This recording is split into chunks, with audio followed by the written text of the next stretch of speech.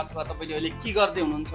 Freelancing काम real गर्नु भएको छ कि यो खास मान्छेले छ नि त फ्रिलान्सिङ काम भन्ने त्यो त्यत्तिकै फ्रड हो अथवा होइन भन्ने खालको कन्सेप्ट पनि छ कसै धेरैजना स्टुडेन्टहरूलाई। यसमा के भन्न चाहनुहुन्छ तपाईँले? अब यो फ्रिलान्सिङ काम भनेको चाहिँ हामीले नेपालबाट नै गर्न सकिन्छ। जुन चाहिँ मैले चाहिँ अब यहाँ यो रूपन्देही जबमा आएर ग्राफिक सिक्न थालेपछि मैले थाहा पाएँ होइन, हाम्रो सागर सर हुनुहुन्छ, हाम्रो ग्राफिक सर, उहाँ थ्रु मैले चाहिँ यो फ्रिलान्सिङ कामहरू पनि हुँदो रहेछ भन्ने कुरा चाहिँ जाने। त्यसपछि मैले चाहिँ रिसर्च गरेँ अलिकति, प्लस आफ्नो स्किलहरू पनि बढाउँदै गएँ होइन। ग्राफिक्स त अलिअलि पहिलेबाट चलाइरहेको, तर यहाँ आएर चाहिँ मेरो अझै स्किल डेभलप भयो क्या।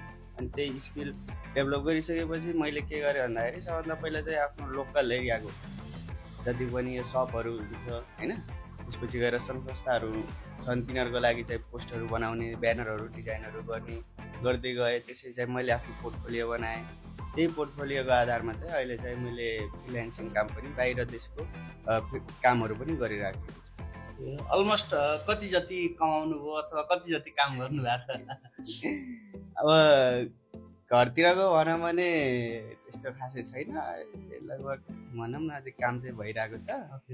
अब फ्रिलान्सिङमा तपाईँको फ्रिलान्सिङ भनेको चाहिँ यस्तो फेक हो उस हो भनेर चाहिँ होइन, सबै चाहिँ हुँदैन, कुनै चाहिँ हुन्छ होइन, कुनै चाहिँ ठग्ने पनि काम गर्छन्। तर सबै चाहिँ अब हामीले चाहिँ मान्छे चिन्नु पर्यो, कम्पनी चिन्नु पर्यो होइन, सबै चिनेर यदि काम गऱ्यौँ भने हामी चाहिँ लाइक तपाईँले कुन कस्तो खालको पोस्टरहरू बनाउनु भएको छ कि लोगोहरू बनाउनु भएको? जस्तो बाहिरको मैले काम गर्दै गर्दा बाहिर क्लाइन्टहरूको काम गर्दा चाहिँ मैले अलमोस्ट तपाईँको सोसियल मिडिया पोस्टहरू, त्यसपछि ब्यानर, फ्लेक्स ब्यानरहरू पनि बनाउँछु।